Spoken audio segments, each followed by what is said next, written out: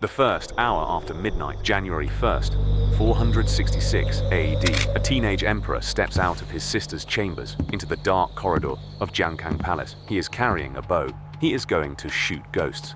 He has been afraid of ghosts his entire reign, afraid enough to let his mother die without seeing her, afraid enough to have a woman killed because she appeared to him in a dream. He will walk through his sister's door without hesitation. He will not walk into a sick room.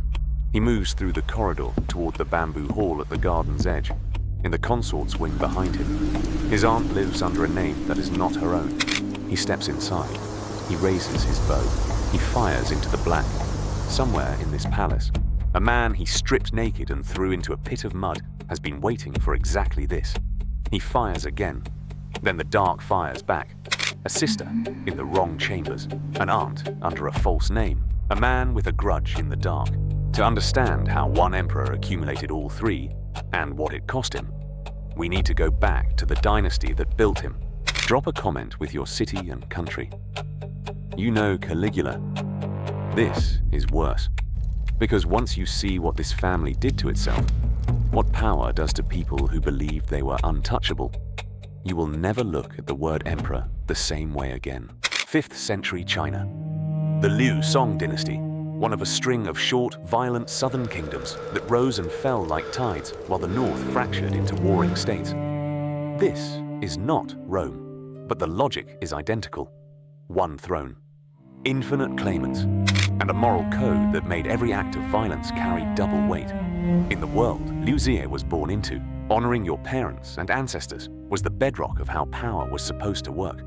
The bond that gave an emperor the right to rule at all. An emperor who violated those bonds didn't just sin. He opened the door to anyone willing to walk through it. In 453 AD, the man on the Liu Song throne was Emperor Wen, a capable ruler who had held the dynasty together through decades of instability. His heir was Crown Prince Liu Shao. Emperor Wen had stopped trusting him. Reportedly, he had grown convinced that Liu Shao was using witchcraft against him, that his own heir was trying to hasten his death through sorcery. He began planning to have Liu Shao deposed. The plan leaked. Liu Shao struck first. He murdered his own father. Not from madness, not from rage, from the cold calculation of a man who decided that waiting was dying. He seized the throne. He lasted 3 months.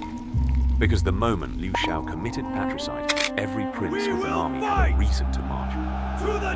Liu Shao's own brother, raised his forces, killed his brother, and took the throne as Emperor Xiao. The lesson written into the walls of this dynasty: if you believe your father is about to discard you, move first. Liu Ziye was born in 449, the eldest son of Liu Jun, the man now on the throne as Emperor Xiaowu. When Liu Shao seizes power in 453, soldiers drag the 4-year-old from his chambers in the palace and lock him in the secretariat, while his uncle decides whether to kill him. His father's army arrives before the order is carried out. He is 4 years old. He has already learned what this family does to its own. His father becomes Emperor Xiaowu. Liu Ziye is made crown prince at 5. He has one older sister, Liu Chuyu, considered one of the great beauties of the imperial clan, and someone who has always moved through the palace as though its rules were written for everyone else. Elsewhere in the extended family, Liu Ziye has also noticed his father's sister, Princess Xincai, Liu Yingmei. The court speaks of her beauty the way courts speak of such things. Liu Ziye is young. He notices. In 456, he is matched to He Lingwen, who is named his crown princess. She is 16 years old when she dies. The official record says illness. What life looked like for a girl inside this palace, and whether illness alone explains it, the record does not say, and perhaps cannot. In 460, at 11, he stands before the full court and recites the classic of filial piety. The performance is immaculate, but Emperor Xiaowu is not a stable father, erratic, violent, and the kind of man the court found difficult to write plainly about. The histories record incestuous relations within his own household. A man who crossed lines he demanded others keep, and never once paid for it. And he has a favorite, Liu Ziluan, born to his beloved consort Yin Shui, a child adored simply for existing. where Liu Ziye has had to earn every room he stands in. For a period, Emperor Xiao seriously considers deposing Liu Ziye and naming Liu Ziluan the heir instead. The boy, who has performed perfect devotion since the age of 5, watches his father weigh whether he is worth keeping. An official named Yuanyi argues on Liu Ziye's behalf. Xiao backs down. The crisis passes. He keeps performing. He keeps watching. Emperor Xiao dies in July 464, 33 years old, worn down by the same excesses he never held himself to account for. He dies having considered replacing his heir and never resolved it. The boy he almost discarded takes the throne. 15 years old. The throne is his. His mother is gravely ill. She has started sending for him. His mother, Empress Dowager Wang Xianyuan, falls gravely ill almost immediately after his accession. She sends messengers. She wants to see her son. The messengers return. He is not coming. His reason, preserved in the historical record, sick rooms are full of ghosts. They frighten him. He cannot go. She sends again. He declines again. The man who rules Liu Song will not cross his own palace to sit with his dying mother because he is afraid of ghosts. The same ghosts he will one day go looking for in the dark. The last decision he ever makes. His mother's response, preserved in the Ziji Tongjian, comes in a single burst of grief and fury. Bring me a knife and cut open my belly. I want to see how I ever gave birth to something like this. She did not reach for a blade. This was a dying woman's curse, spoken in rage. But it entered the record, and it never left. She dies. He doesn't come. Everything that follows is downstream of this. Emperor Xiao had not left his son without guardrails. Before he died, he appointed senior ministers to manage the young emperor. Chief among them was Faxing, a powerful official who had helped run the government for years. Faxing had a strategy, restraint through direct confrontation. He scolded the emperor openly. He warned him, in front of court, not to repeat the fate of Liu Shao. This was the worst possible approach. You do not warn a boy shaped by Liu Shao's story that he might become Liu Shao. You do not invoke Patricide as a lesson for the person who has been living inside that history since he was 4 years old. What Faxing read as correction, Liu Ziye read as a threat.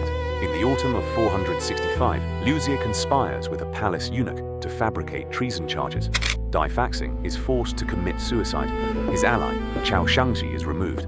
The men his father trusted to keep him in check are gone. The remaining ministers reach one conclusion. This emperor cannot be managed. He has to be replaced. Liu Yuanjing and Yan Shibo secretly approach the general Shen Qingji, the most powerful military figure at court, with a plan: depose Liu Ziye, enthrone his senior relative Liu Yigong instead. Shen Qingji listens. Then he walks directly to the emperor and tells him everything. He is not loyal to Liu Ziye. He is loyal to whoever is most dangerous to cross. 12 days after Faxing's death, Liu Ziye leads the Imperial Guard personally. Liu Yigong and his 4 sons, Liu Yuanjing, Yan Shibo, all arrested, all executed, clans exterminated. The Songshu records what was done to Liu Yigong. His limbs severed, his abdomen opened, his eyes gouged out and soaked in honey.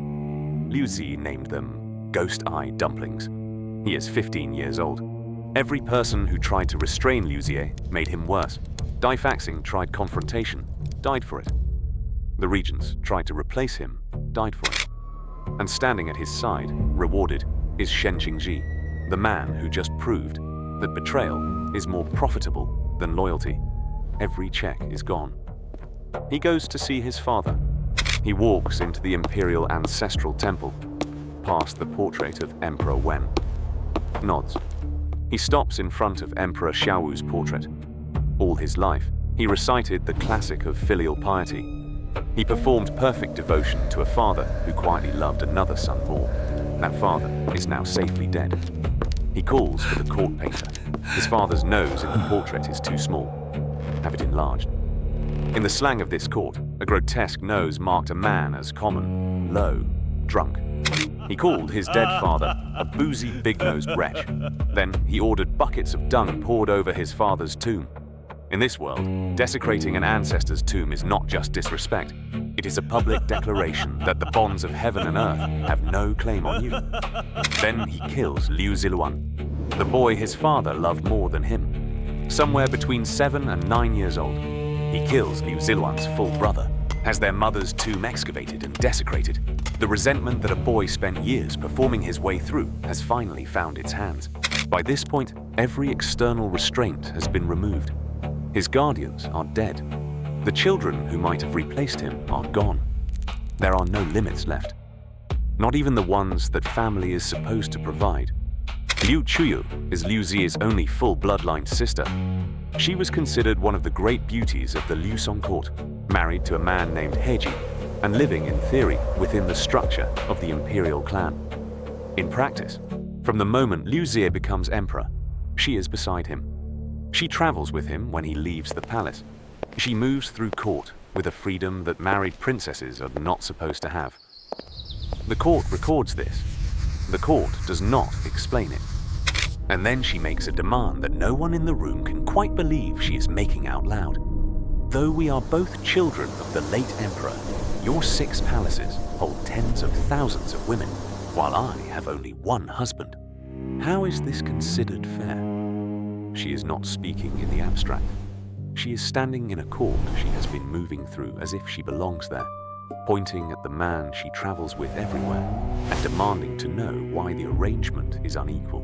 His answer: 30 handsome young men. The historical term is mianshu, male favorites, formerly assigned to her as personal companions. The historians who preserved this were careful men. They wrote down the demand. They wrote down the answer. They wrote down that she accompanied him everywhere. The gap between what they recorded and what they wouldn't say. That is exactly what the title means. Draw your own line. His sister was not the only family member he had been watching. His aunt, Princess Xincai, Liu Yingmei, his father's sister, was renowned throughout the court for her beauty. The kind of woman the court noticed and quietly remembered. Liu Ziye had noticed her long before he had the power to do anything about it. When he took the throne, the distance between wanting and having collapsed entirely. He is said to have forced her into his palace and concealed her under a different name. Later, accounts framed what followed as an affair. She was a generation above him, married to another man with no means of refusal. Coercion is the more honest word. The obstacle was her husband, General Hemai. Liu Ziye had a palace maid killed and sent the body to Hemai, with word that the princess had died. Hemai buried what he believed was his wife. Full ceremony, full mourning. The real Liu Yingmei was installed in the palace under the name Xie Guipin. Hemai eventually found out. He is a general.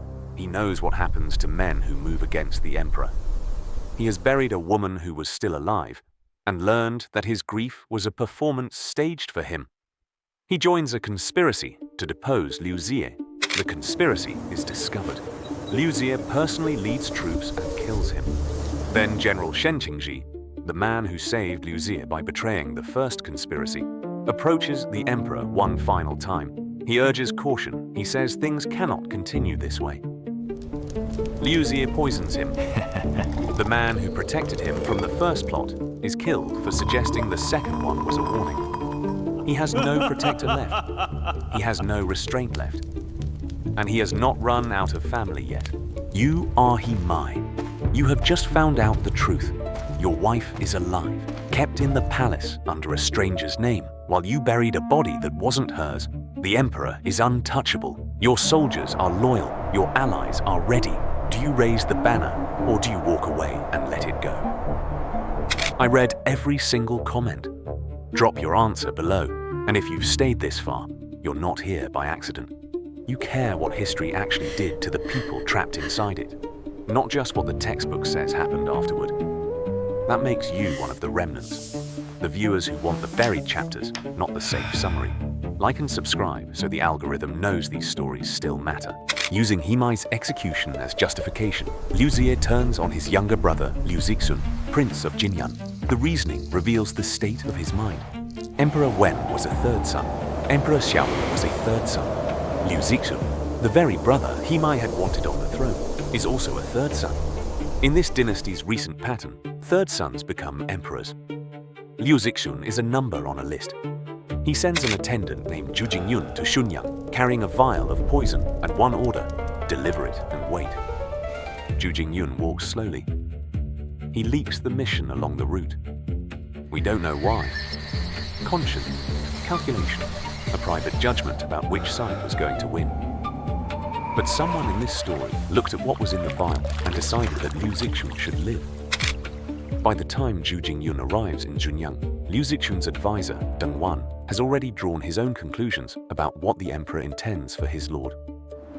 Deng Wan raises the banner of rebellion in Liu Zixun's name. What was meant to be a quiet death has become a declared insurgency. Liu Ziye now faces conspiracies from the court, from his own family, and from the military at the same time. Every attempt to close one front opens another. His response is not to moderate, it is to accelerate. His uncles are the obvious figureheads. Any conspirator worth their position would name one of them as the next emperor. Liu Ziye summons the senior princes to Jiangkang. He tells them it is for their protection. It is not for their protection. Several are overweight. Liu Ziye has them weighed in bamboo cages and assigns animal names the court is required to use. Liu Yu, Prince of Shandong; Pig Prince; Liu Shuren, Killer Prince; Liu Chuyu, Thief Prince; Liu Hui, Donkey Prince. Then he stages what the court records call a pig-killing day. Liu Yu is stripped naked, thrown into a pit of mud. A wooden trough of food scraps is pushed to the edge. The man who will eventually succeed him eats from it on his hands and knees, while the emperor of Liu Song watches and laughs. Humiliate a man completely in front of everyone, and you destroy his ability to be a symbol. Who would follow a pig? Who would crown a man who ate from a trough? Think about what Liu Ziye has just done. He hasn't killed his most dangerous enemy. He has humiliated him. He has left him alive, furious, and inside a palace he knows better than anyone. But his contempt does not stop at the pig cages. Princess Dowager Jiang of Nanping was the widow of his deceased uncle, Liu Shuo, his aunt by marriage, a woman of his parents' generation. Liu Ziye wanted her. When she refused him, he had her whipped. Then he killed her 3 sons, Liu Zixun, Liu Ziliang, and Liu Ziwan, for the offense of being born to a mother who said no to the emperor. A palace woman who refuses to perform naked is beheaded on the spot. Then the dreams begin. He sees a woman cursing him, vivid enough that a diviner tells him he will not live to see the next wheat harvest. He wakes from a second dream, finds a maid who resembles the figure, and has her killed. He orders the sorcerers to prepare a ghost-killing ceremony. The ghosts are getting closer. And somewhere in this palace, Liu Yu, humiliated, nicknamed Patient, has not forgotten what happened in the mud. Not broken, not even close. Liu Yu has been inside the palace for months, weighed in a cage, made to eat from a trough, called Pig Prince in front of the full court. He has watched his nephew kill every person who might have stopped what is coming. He has been patient. He has been planning. Liu Yu never intends to be the one who holds the blade. That is not how the careful man plays it. He finds his instrument in Shoujiji, the imperial wardrobe master, repeatedly rebuked and humiliated by the emperor, with an intimate knowledge of every corridor in the palace and nothing left to protect. Liu Yu orders the assassination. Shoujiji will carry it out. All they need is a moment when the emperor is separated from his guards. The moment arrives through a sorcerer who tells Liu Ziye that Huaguang Hall is haunted, that spirits gather there, that if the emperor goes alone at night, away from his main bodyguard, in silence, and fires arrows into the dark, the haunting will end. Liu Ziye believes this completely.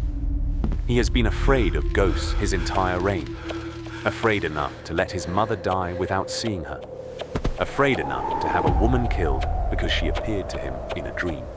And tonight, that same fear walks him directly into the hands of the men he has made into enemies.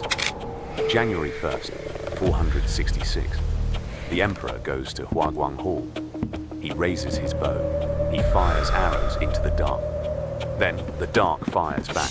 Shoujiji, acting on Liu Yu's orders, kills him. 17 years old. Emperor for less than 18 months. Liu Yu, the mastermind, the pig prince, the man in the mud, never raised a blade. He didn't have to. He takes the throne as Emperor Ming. The pig becomes the son of heaven. Liu Ziye is dead. His uncle sits on the throne as Emperor Ming. One of his first acts is to condemn Liu Chuyu, the emperor's sister, the woman who traveled beside him, who occupied the palace in a way no married princess should, whose demand and whose brother's answer the court wrote down and then went quiet about, is ordered to commit suicide. She does. The new dynasty settles the question it could not explain by erasing the person at the center of it. Caligula. One last time. Caligula had nearly 4 years. He had an adored father's name, Rome's goodwill, a court that wanted him to succeed. His fall was long, and historians have spent 2,000 years arguing about it since. Liu Ziye had 18 months, a father who considered replacing him, a dynasty in which murder was succession strategy, not one stable bond in his entire life. His fall took weeks. Both made real choices. Both had real victims who deserved better. Neither arrived from nowhere. The historians who condemned Liu Ziye most harshly were writing under the dynasty that replaced him, a dynasty that then committed many of the same acts. The verdict is deserved. But it comes from men with reasons of their own. The rulers who lose get the worst obituaries, written by the rulers who win. Emperor Ming goes on to conduct purges broader and more systematic than anything Liu Ziye ever managed. He kills most of the remaining imperial princes. He secures the throne through the same preemptive violence that had kept the Liu Song throne occupied for 3 generations. The lesson did not die with Liu Ziye. It found a new host. If you stayed to the end, you care what history actually did to the people trapped inside it. That makes you one of the remnants. Like and subscribe so you don't miss our next story.